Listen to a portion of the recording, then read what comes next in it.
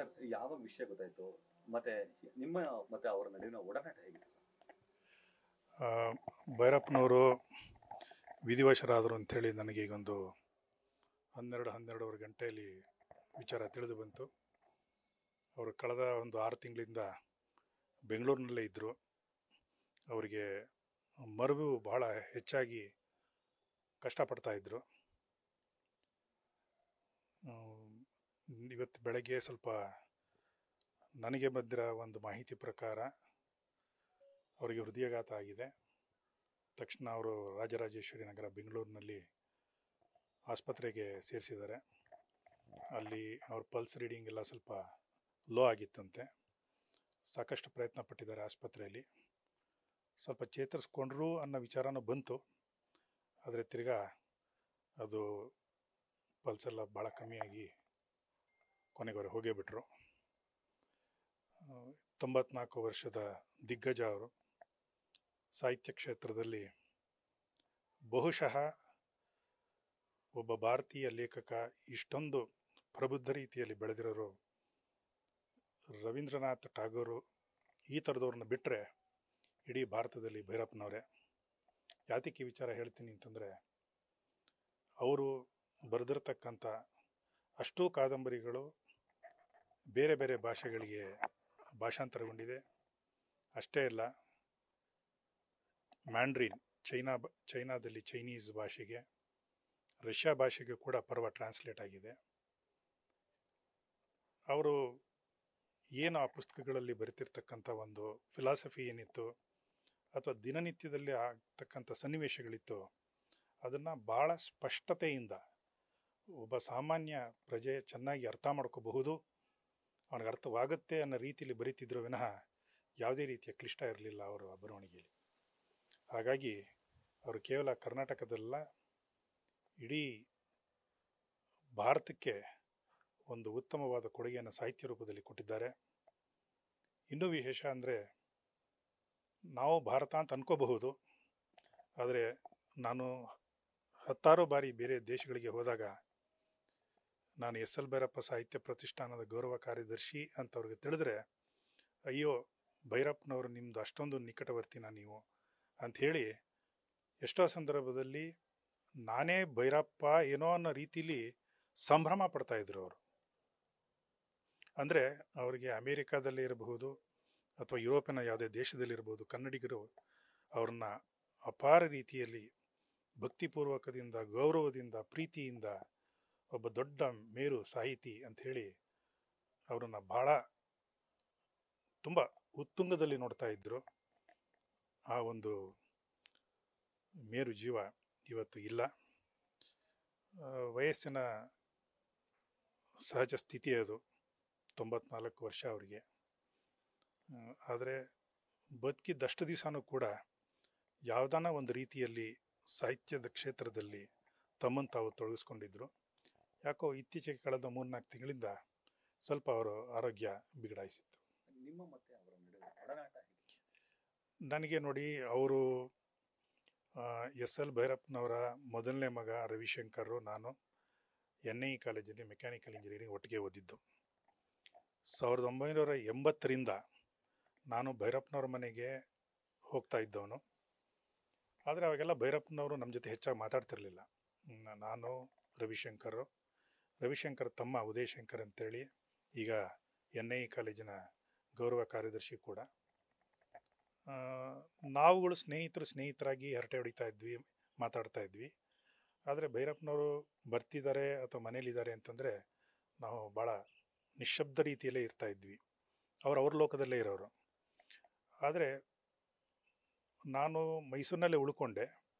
ಅವರು ದೊಡ್ಡ ಮಗ ಬೇರೆ ದೇಶಗಳಿಗೆ ಹೋದರು, ಎರಡನೇ ಮಗನೂ ಕೂಡ ಬೇರೆ ಬೇರೆ ದೇಶ ರಾಜ್ಯಗಳಿಗೆ ಹೊರಟರು. ನಾನು ಮೈಸೂರಲ್ಲೇ ಉಳ್ಕೊಂಡಿದ್ದರಿಂದ ನಾನು ಅವರ ಸಂಪರ್ಕನ ಬಿಡಲಿಲ್ಲ, ಹೆಚ್ಚುತ್ತಾ ಹೋಯಿತು. ಯಾವಾಗ ಎಸ್.ಎಲ್. ಭೈರಪ್ಪ ಸಾಹಿತ್ಯ ಪ್ರತಿಷ್ಠಾನ ಸ್ವಲ್ಪ ಚೆನ್ನಾಗಿ ಇನ್ನೂ ಬೆಳೆಸಬೇಕು ಅಂತ ಅವ್ರ ಮನಸ್ಸಿಗೆ ಬಂತು, ನಾನು NIE ಪ್ರಿನ್ಸಿಪಾಲ್ ಆಗಿದ್ದೆ. ಆಗಿನ ವಾಲಂಟರಿ ರಿಟೈರ್ಮೆಂಟ್ ತೊಗೊಂಡಿದ್ದೆ. ಅದನ್ನು ಕೈಗೆ ತೊಗೊಂಡೆ. ತುಂಬ ಚೆನ್ನಾಗಾಯಿತು. ಸಾಕಷ್ಟು ಕಾರ್ಯಕ್ರಮಗಳು ಮಾಡಿದ್ರು. ಮಹೇಶ್ ಅವ್ರಿಗೂ ಗೊತ್ತಿದೆ.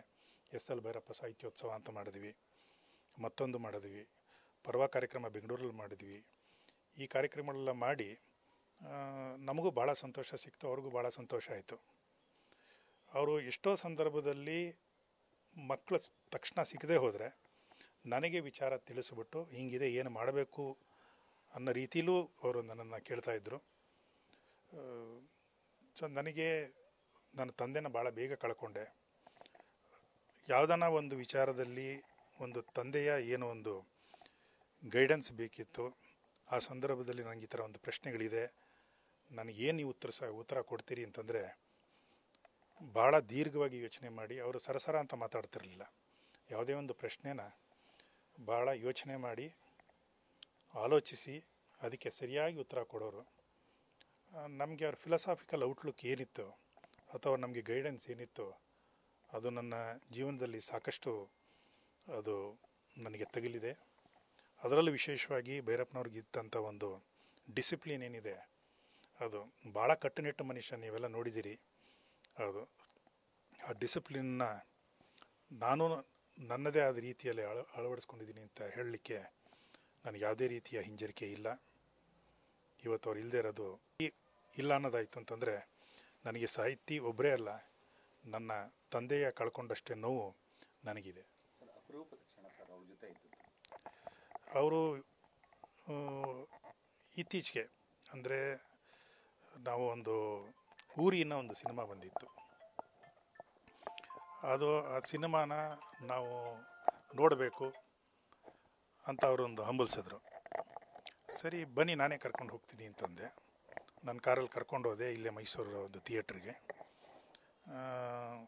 ಕೂತ್ಕೊಂಡ್ರು ನನ್ನ ಪಕ್ಕದಲ್ಲೇ. ನಾನು ಒಳ್ಳೆ ಸೀಟನ್ನೇ ಬುಕ್ ಕೂಡ ಮಾಡಿದ್ದೆ. ಆದರೆ ಈ ಸೀಟು ನನಗೆ ಸರಿ ಇಲ್ಲ, ಅವ್ರಿಗೆ ಸ್ವಲ್ಪ ಬೆನ್ನೋವಿನ ಪ್ರಾಬ್ಲಮ್ ಇತ್ತು, ಸೀಟ್ ಸರಿ ಇಲ್ಲ, ನಾನು ಸ್ವಲ್ಪ ಮುಂದೆ ಕೂತ್ಕೋತೀನಿ ಅಂಥೇಳಿ ಒಂದು 2-3 ರೋ ಮುಂದೆ ಕೂತ್ಕೊಂಡ್ರು, ಅಲ್ಲೂ ಸರಿ ಬೀಳಲಿಲ್ಲ. ಆದರೆ ಅವರಿಗೆ ಆ ಸಿನಿಮಾದ ಏನು ಮಾಡಿದ್ದಾರೆ ಅದು ಭಾಳ ಖುಷಿ ಕೊಡ್ತು. ಅದೇ ರೀತಿ ಅದಕ್ಕೆ ಮುಂಚೆ ಅವರು ಲಾಲ್ ಬಹದ್ದೂರ್ ಶಾಸ್ತ್ರಿ ಸಂಬಂಧವಾಗಿ ಒಂದು ಸಿನಿಮಾ ಏನು ಬಂದಿತ್ತು, ಎಂಥ ಫೈಲ್ ಅದು, ತಾಷ್ಕೆಂಟ್ ಫೈಲ್. ಸೊ ಅದನ್ನು ಕರ್ಕೊಂಡು ಹೋಗುವಂತಿದ್ರು.